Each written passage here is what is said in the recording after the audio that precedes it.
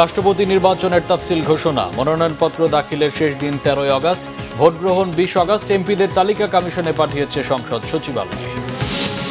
বুড়িগঙ্গা সহ রাজধানীর চারপাশের নদীগুলোর দূষণ রোধে দ্রুত সমন্বিত কর্মপরিকল্পনা প্রণয়ন এবং বাস্তবায়নে কার্যকর পদক্ষেপ গ্রহণের নির্দেশ প্রধানমন্ত্রী। গণভোটের রায় বাস্তবায়নের দাবিতে 5 সেপ্টেম্বর থেকে দেশজুড়ে লং মার্চ কর্মসূচির ঘোষণা 11 দলের। 5 মাসে সরকার সম্পূর্ণ ব্যর্থ, অভিযোগ নেতাদের। কারিগরি ত্রুটি মেরামত শেষে মহেশখালীর এলএনজি টার্মিনাল থেকে জাতীয় গ্রিডে গ্যাস সরবরাহ শুরু। সারা দেশে স্বাভাবিক হবে 2-1 দিনের মধ্যেই, জানালেন জ্বালানি মন্ত্রী। দেখছিলেন সংবাদ শিরোনাম। দেশের 23তম রাষ্ট্রপতি নির্বাচনের তফসিল ঘোষণা করেছে নির্বাচন কমিশন। ঘোষিত তফসিল অনুযায়ী আগামী 20 আগস্ট রাষ্ট্রপতি নির্বাচনের ভোট গ্রহণ অনুষ্ঠিত হবে। বৃহস্পতিবার নির্বাচন কমিশন সচিবালয়ে সংবাদ সম্মেলনে এই তথ্য জানান ইসি সচিবালয়ের সিনিয়র সচিব আক্তার আহমেদ। তিনি জানান, রাষ্ট্রপতি নির্বাচনে অংশ নিতে আগ্রহী প্রার্থীদের 13 আগস্ট পর্যন্ত মনোনয়নপত্র জমা দেওয়ার সুযোগ থাকবে। 16 আগস্ট মনোনয়নপত্র যাচাই বাছাই অনুষ্ঠিত হবে এবং 18 আগস্ট পর্যন্ত প্রার্থিতা প্রত্যাহার করা যাবে। আক্তার আহমেদ বলেন, নতুন রাষ্ট্রপতি নির্বাচনের জন্য জাতীয় সংসদ সচিবালয় থেকে ভোটার তালিকা নির্বাচন কমিশনের কাছে পাঠানো হয়েছে। সেই তালিকার ভিত্তিতেই নির্বাচন অনুষ্ঠিত হবে। সংবিধান অনুযায়ী রাষ্ট্রপতি নির্বাচনে কেবল জাতীয় সংসদের সদস্যরাই ভোটার হিসাবে অংশ নেন। ফলে সংসদ সদস্যদের তালিকা নিয়েই চূড়ান্ত ভোটার তালিকা প্রকাশ করবে নির্বাচন কমিশন। গত 24 জুলাই বাংলাদেশের 22তম রাষ্ট্রপতি মোহাম্মদ শাহাবুদ্দিন পদত্যাগ করেন। রাষ্ট্রপতির দায়িত্ব নেন জাতীয় সংসদের স্পিকার এম হাফিজউদ্দিন আহমদ। বুড়িগঙ্গা সহ রাজধানী ঢাকার চারপাশের নদীগুলোর দূষণ রোধে দ্রুত একটি সমন্বিত কর্মপরিকল্পনা প্রণয়ন এবং তা বাস্তবায়নে কার্যকর পদক্ষেপ গ্রহণের নির্দেশ দিয়েছেন প্রধানমন্ত্রী তারেক রহমান।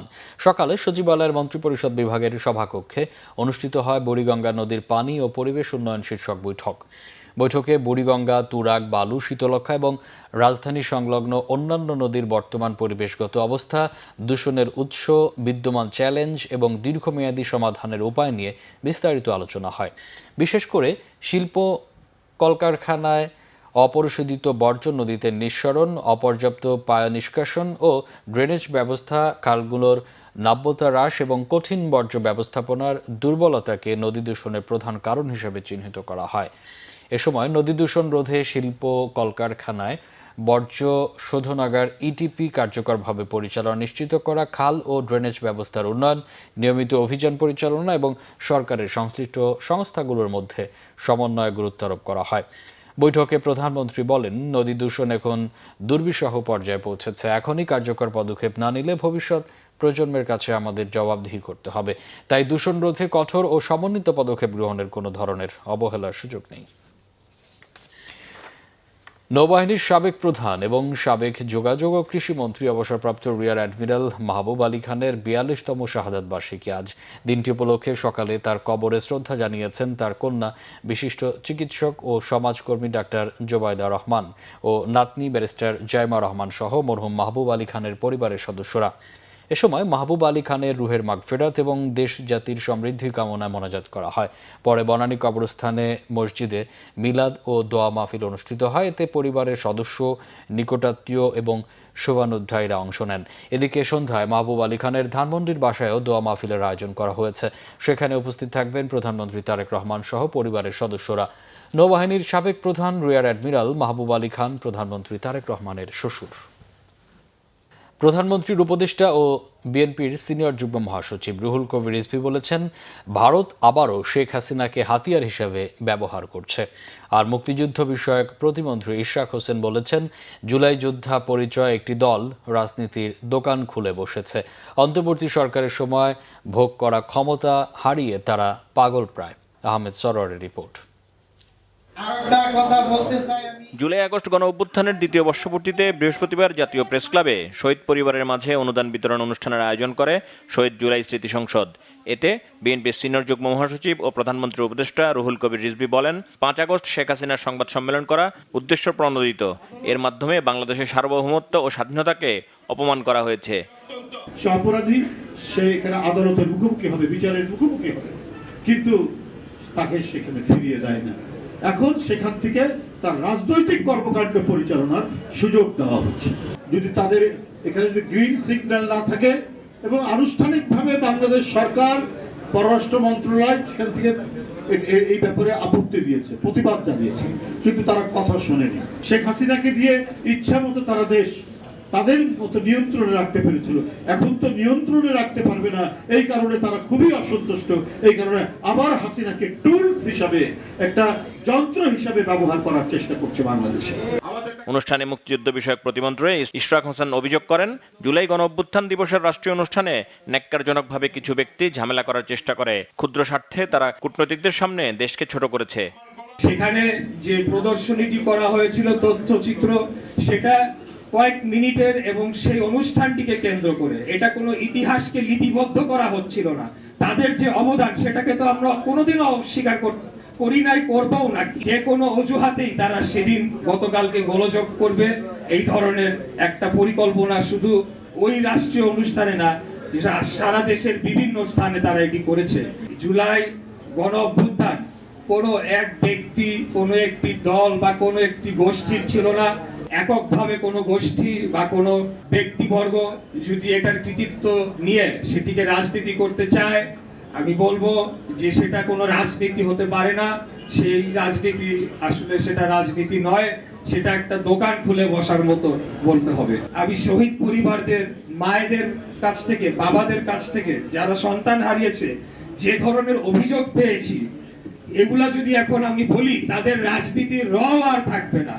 ক্ষমতার লোভে লালায়িত হয়ে তারা যে অন্তর্বর্তীকালীন সরকারের সময় যে ক্ষমতা ভোগ করেছে, আজকে সেই ক্ষমতা হারিয়ে তারা পাগল হয়ে প্রায় হয়ে গিয়েছে। এবং এর আগে ডক্টরস অ্যাসোসিয়েশন অব বাংলাদেশ ড্যাবের 31তম প্রতিষ্ঠাবার্ষিকী উপলক্ষে শহীদ রাষ্ট্রপতি জিয়াউর রহমান ও সাবেক প্রধানমন্ত্রী বেগম খালেদা জিয়ার সমাধিতে নেতাকর্মীদের নিয়ে শ্রদ্ধা নিবেদন করেন প্রধানমন্ত্রীর উপদেষ্টা রুহুল কবির রিজভী। পরে সাংবাদিকদের রুহুল কবির রিজভী অভিযোগ করেন, প্রত্যর্পণ চুক্তি অনুযায়ী শেখ হাসিনাকে ফেরত না দিয়ে তাকে রাজনীতি করার সুযোগ করে দিচ্ছে ভারত।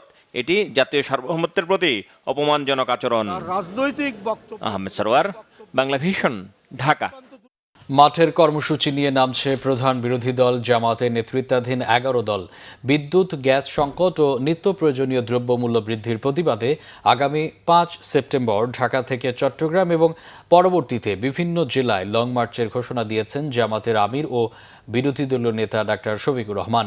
দাবি আদায় না হলে বৃহত্তর কর্মসূচি দেওয়ারও হুঁশিয়ারি দেন জামাত আমির। আর সরকার 5 মাসে সম্পূর্ণ ব্যর্থতার পরিচয় দিয়েছে উল্লেখ করে বিরোধী দলীয় চিফ হুইপ নাহিদ ইসলাম দাবি করেন, ছাত্রলীগের কায়দায় ছাত্রদল ক্যাম্পাস দখলের পায়তারা করছে। বিস্তারিত দেখুন রিপোর্টে।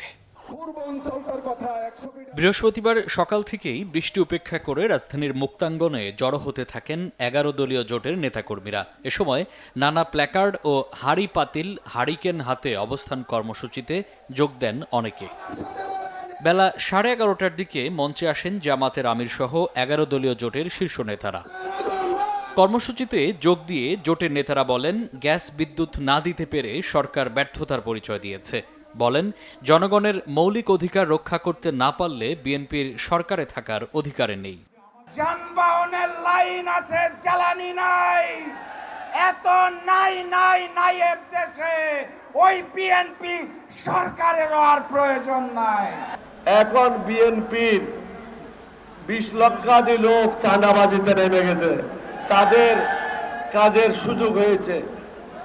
সুতরাং সব নাই বললে তো হবে না। আমরা একটি গুণগত পরিবর্তন চাই।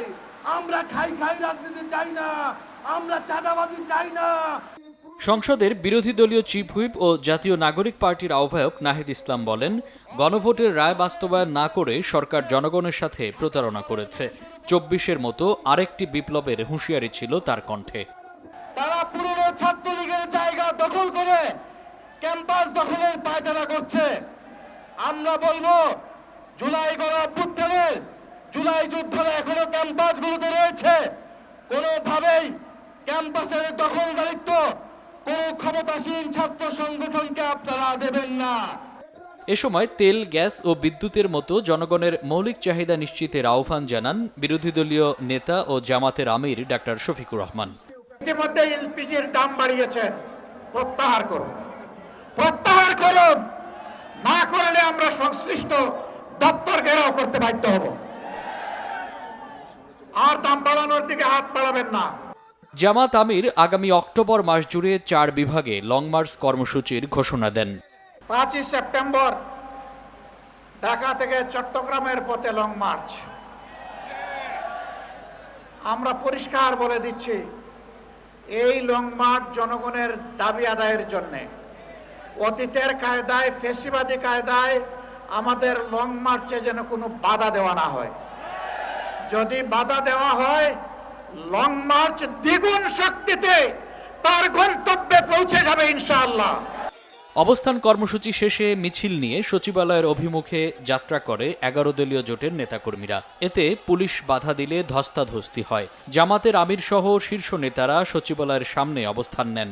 পরে পুলিশের অনুরোধে স্থান ত্যাগ করেন তারা। মামুন আব্দুল্লাহ, বাংলা ভিশন, ঢাকা। অবশেষে কারিগরি ত্রুটি মেরামত শেষে মহেশখালীর এলএনজি টার্মিনাল থেকে জাতীয় গ্রিডে গ্যাস সরবরাহ শুরু হয়েছে। ফলে 1 সপ্তাহ পর পরিস্থিতির উন্নতি হওয়ায় নাগরিক জীবনে ফিরেছে স্বস্তি। কারিগরি ত্রুটি মেরামত 1 সপ্তাহ পর কক্সবাজারের মহেশখালীতে ভাসমান এলএনজি টার্মিনালের একটি বয়লার গত রাতে চালু হয়েছে। এর মাধ্যমে মহেশখালীর এলএনজি টার্মিনাল থেকে জাতীয় গ্রিডে আবারও গ্যাস সরবরাহ শুরু হয়েছে। কর্ণফুলী গ্যাস ডিস্ট্রিবিউশন কোম্পানি লিমিটেডের ব্যবস্থাপনা পরিচালক প্রকৌশলী মোহাম্মদ সালাউদ্দিন জানান, মহেশখালীর ভাসমান এলএনজি টার্মিনালের একটি বয়লারে দুর্ঘটনা ঘটেছিল। দেশি ও বিদেশি প্রকৌশলীদের অক্লান্ত পরিশ্রমে তা মেরামত হয়েছে। এতে রাত থেকেই পরিস্থিতির উন্নতি হয়েছে। তিনি জানান, টার্মিনালে 2টি বয়লারের মধ্যে একটি চালু হওয়ায় বন্ধ থাকা 450 মিলিয়ন ঘনফুট গ্যাসের যোগান 200 থেকে 250 MMCFT বেড়েছে। ফলে পাইপলাইনের মাধ্যমে চট্টগ্রাম অঞ্চলে গ্যাস সরবরাহ অব্যাহত রাখা সম্ভব হয়েছে।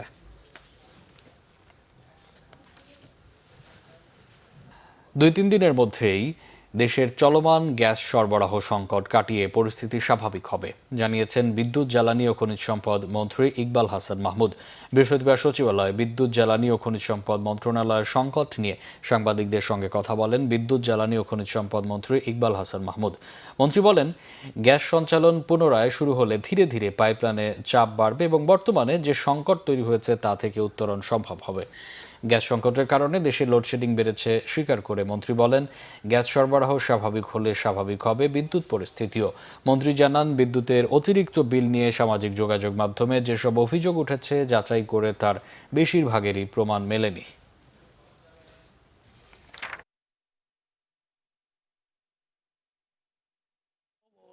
ফ্রিজিং চলতেছে, আশা করি বিকালের মধ্যে ফ্রিজিং শেষ হয়ে যাবে। ফ্রিজিং শেষ হয়ে গেলে বিকাল থেকে গ্যাস সঞ্চালন আবার শুরু হবে এবং সঞ্চালন শুরু হয়ে গেলে আস্তে আস্তে আমাদের যেখানে প্রেশার কমে গেছে প্রেশারটা উন্নত হবে এবং মোটামুটি যে সমস্যার মধ্যে পড়েছি সে মধ্যে উত্তরণ করতে পারবো। কতদিন লাগবে স্বাভাবিক আগের মতো হতে? স্বাভাবিক হতে 2-3 দিন লাগবে, মিনিমাম 2-3 দিন লাগবে। আগের পর্যায়ে চলে যাবে যে গ্যাস যে অ্যাভেলেবল, এটা বন্ধ হওয়ার আগে যেমন ছিল তেমনই হবে। পবিত্র হজ পালনের অদম্য ইচ্ছা নিয়ে সৌদি আরবের মক্কা নগরীর উদ্দেশ্যে পায়ে হেঁটে যাত্রা শুরু করেছেন নাটোরের সিংড়ার দুলাল হোসেন। দুলাল হোসেনের ব্যতিক্রমী এই উদ্যোগে এলাকায় ব্যাপক আগ্রহের সৃষ্টি হয়েছে। তাকে বিদায় জানাতে ভিড় করেন গ্রামবাসীরাও। এক আবেগঘন পরিবেশে উপস্থিত সবাই তার সফল যাত্রা ও সুস্থতার জন্য দোয়া করেছেন। নাটোর প্রতিনিধি কামরুল ইসলামের তথ্য ও ছবিতে ডেস্ক রিপোর্ট।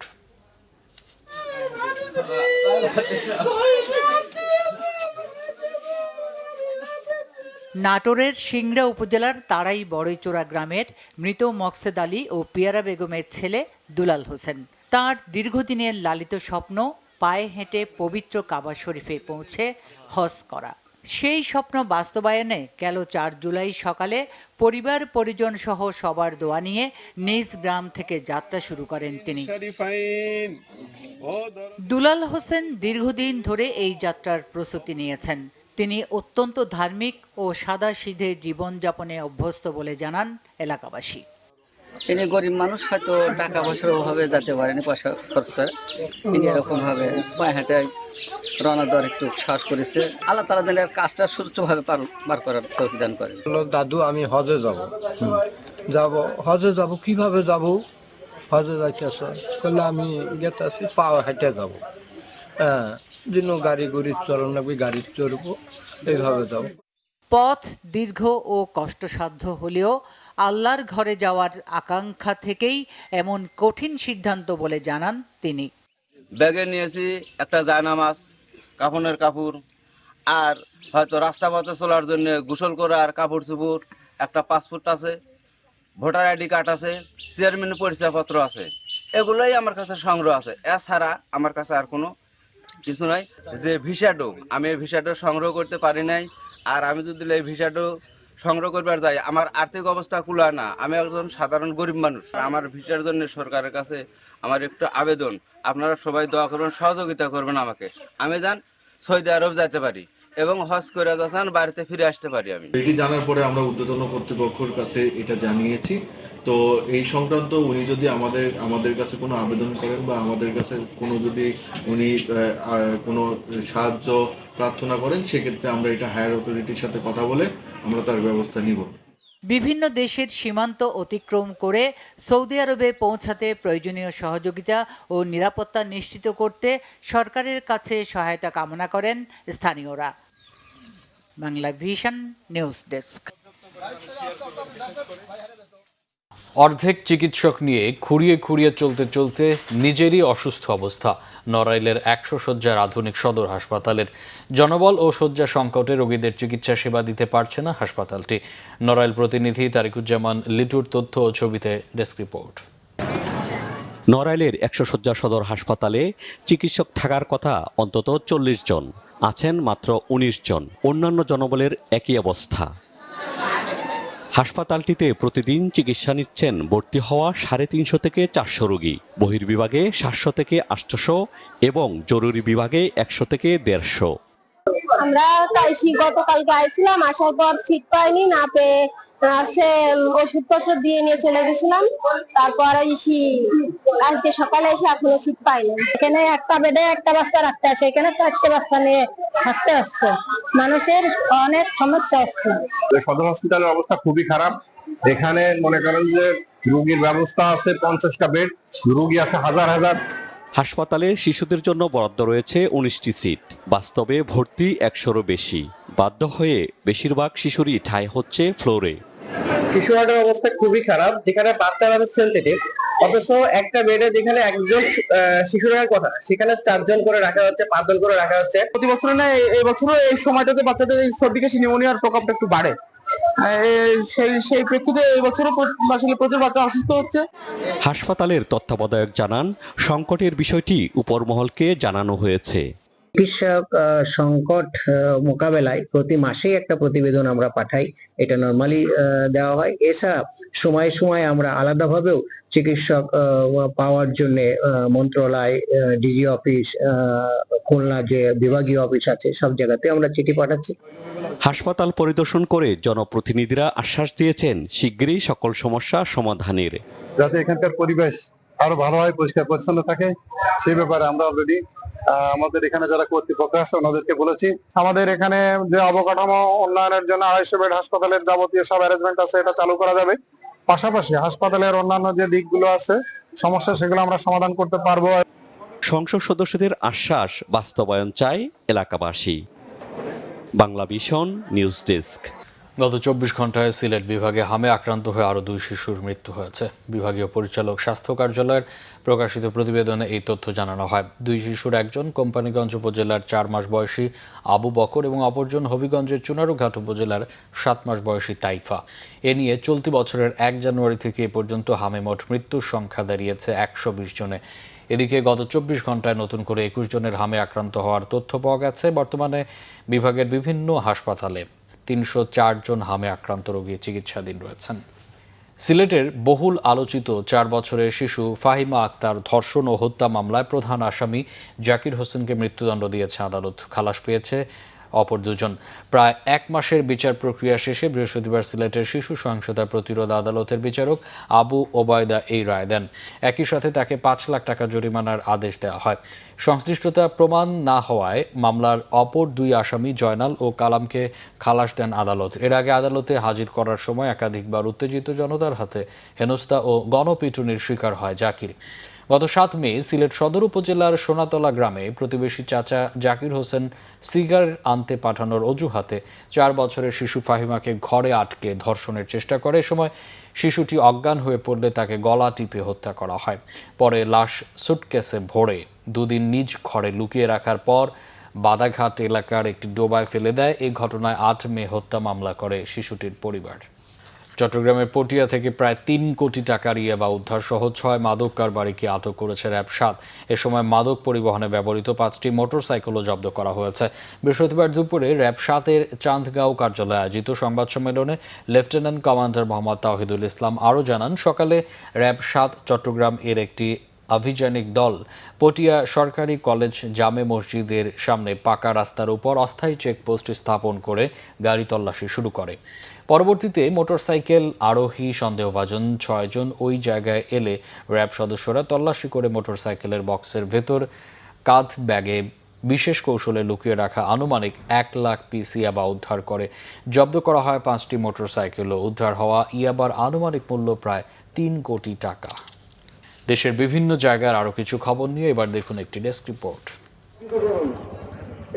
পতিত প্রধানমন্ত্রী শেখ হাসিনাকে উদ্দেশ্য করে জাতীয় সংসদের whip advocate M Ruhul Quddus Talukdar বলেছেন, ভারতে বসে ষড়যন্ত্র করে কোনো লাভ হবে না, বাংলাদেশের মাটিতে তার ঠাঁই হবে না। নাটোরে বেগম খালেদা জিয়া মহাবিদ্যালয়ের নতুন ভবনের ভিত্তিপ্রস্তর স্থাপন অনুষ্ঠান শেষে এ কথা বলেন তিনি। পাবনায় 200 ক্ষুদ্র ও প্রান্তিক কৃষকের মাঝে বিনামূল্যে হাইব্রিড তুলা বীজ, সার ও বালাইনাশক বিতরণ করা হয়েছে। এতে প্রধান অতিথি ছিলেন পাবনা 5 আসনের সংসদ সদস্য অ্যাডভোকেট শামসুর রহমান শিমুল বিশ্বাস। সিলেটে দীপশিখা উচ্চ বিদ্যালয়ের 9ম শ্রেণীর ছাত্র রিফাত হত্যার সাথে জড়িতদের গ্রেপ্তার ও দৃষ্টান্তমূলক শাস্তির দাবিতে মানববন্ধন ও প্রতিবাদ সভা হয়েছে। দুপুরে গোলাপগঞ্জে এলাকাবাসীর উদ্যোগে আয়োজিত এই কর্মসূচিতে বিভিন্ন শ্রেণী পেশার মানুষ অংশ নেন। ঝিনাইদহে বীরশ্রেষ্ঠ হামিদুর রহমানের ভাস্কর্য ভাঙচুরে জড়িতদের শাস্তি ও পুনর্নির্মাণের দাবি জানিয়েছেন নাগরিক প্রতিনিধি দল। দুপুরে কেন্দ্রীয় বাস টার্মিনালে অবস্থিত ভাস্কর্যে শ্রদ্ধা নিবেদন শেষে সংক্ষিপ্ত প্রতিবাদ সমাবেশ করেন তারা। নিয়মনীতি মেনে হাসপাতাল করা হয়েছে কি না তা যাচাই বাছাইয়ে চট্টগ্রামের বিভিন্ন হাসপাতাল ও ডায়াগনস্টিক সেন্টার পরিদর্শন করেছেন চট্টগ্রাম উন্নয়ন কর্তৃপক্ষের চেয়ারম্যান প্রকৌশলী বেলায়েত হোসেন। এ সময় তিনি হাসপাতালগুলোকে পার্কিং ও নিরাপত্তা নিশ্চিতের নির্দেশনা দেন। গ্যাস সংকট নিরসন, লোডশেডিং বন্ধ, বিদ্যুৎ ও নিত্য প্রয়োজনীয় দ্রব্যমূল্য নিয়ন্ত্রণের দাবিতে বগুড়ায় বিক্ষোভ মিছিল, সমাবেশ ও স্মারকলিপি দিয়েছে মহানগর 11 দলীয় ঐক্যজোট। মিছিলটি শহরের প্রধান প্রধান সড়ক প্রদক্ষিণ শেষে জেলা প্রশাসকের কার্যালয় চত্বরে এসে শেষ হয়। গ্যাস, বিদ্যুৎ সংকট সহ 11 দফা দাবিতে ঝালকাঠিতে বিক্ষোভ মিছিল, সমাবেশ ও স্মারকলিপি দিয়েছে 11 দলীয় ঐক্যজোটের নেতারা। এ সময় জোটের বিভিন্ন পর্যায়ের নেতাকর্মীরা উপস্থিত ছিলেন। জ্বালানি তেলের মূল্য বৃদ্ধি, গ্যাস সংকট, লোডশেডিং নিরসন সহ বিভিন্ন দাবিতে ময়মনসিংহ জেলা প্রশাসকের মাধ্যমে প্রধানমন্ত্রী বরাবর স্মারকলিপি দিয়েছে 11 দলীয় জোট। দুপুরে টাউন হল মোড় থেকে একটি বিক্ষোভ মিছিল নগরীর প্রধান প্রধান সড়ক প্রদক্ষিণ শেষে জেলা প্রশাসকের কার্যালয়ের সামনে গিয়ে শেষ হয়। নিত্য প্রয়োজনীয় পণ্যের মূল্য বৃদ্ধি, গ্যাস সংকট, বিদ্যুতের অতিরিক্ত বিল এবং আইনশৃঙ্খলা পরিস্থিতি অবনতির প্রতিবাদে 10 দফা দাবিতে জেলা প্রশাসকের মাধ্যমে প্রধানমন্ত্রী বরাবর স্মারকলিপি দিয়েছে পঞ্চগড় 11 দলীয় জোট। ব্রাহ্মণবাড়িয়ার বিজয়নগরে বালু ভর্তি একটি ডাম্পার ট্রাক থেকে 1,14,5 লাখ টাকা মূল্যের 6,450 কেজি ভারতীয় জিরা জব্দ করেছে বিজেপি। গোপন সংবাদের ভিত্তিতে টহল দল বিজয়নগর উপজেলা মোড়ে ইসলামপুর এলাকায় অভিযান চালিয়ে এ জিরা জব্দ করে। Bangla vision news desk. সংবাদ শেষ করব শিরোনামগুলো আরেকবার জানিয়ে। রাষ্ট্রপতি নির্বাচনের তফসিল ঘোষণা, মনোনয়নপত্র দাখিলের শেষ দিন 13 আগস্ট, ভোট গ্রহণ 20 আগস্ট। এমপিদের তালিকা কমিশনে পাঠিয়েছে সংসদ সচিবালয়। বুড়িগঙ্গা সহ রাজধানী চারপাশে নদীগুলোর দূষণ রোধে দ্রুত সমন্বিত কর্মপরিকল্পনা প্রণয়ন এবং বাস্তবায়নে কার্যকর পদক্ষেপ গ্রহণের নির্দেশ প্রধানমন্ত্রী। গণভোটের রায় বাস্তবায়নের দাবিতে 5 সেপ্টেম্বর থেকে দেশজুড়ে লং মার্চ কর্মসূচির ঘোষণা 11 দলের। 5 মাসে সরকার সম্পূর্ণ ব্যর্থ, অভিযোগ নেতাদের। কারিগরি ত্রুটি মেরামত শেষে মহেশখালীর এলএনজি টার্মিনাল থেকে জাতীয় গ্রিডে গ্যাস সরবরাহ শুরু। সারা দেশে স্বাভাবিক হবে 2-1 দিনের মধ্যে জ্বালানি মন্ত্রী জানিয়েছেন। এই ছিল এখনকার মতো, পরে সংবাদ সন্ধ্যা 7:30টায় দেখার আমন্ত্রণ রইল।